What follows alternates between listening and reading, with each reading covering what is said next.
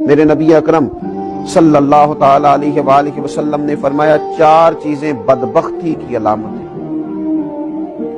ایک تو فرمایا کہ آنکھوں کا خشک ہو جانا، کبھی بھی اللہ کے خوف سے ان میں آنسوؤں کا نہ آنا بدبختی کی علامت ہے۔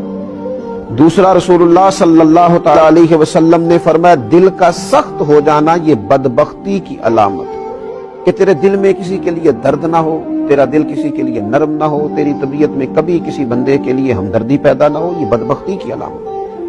اور تیسرے نمبر پر نبی پاک صلی اللہ تعالی علیہ وسلم نے فرمایا دنیا کی ہرس میں لگ جانا، لالچ پیدا کر لینا، ہوس پیدا کر لینا، میں کیسے کو زیادہ سے زیادہ مال اکٹھا کر سکتا ہوں، یہ بدبختی کی علامت ہے۔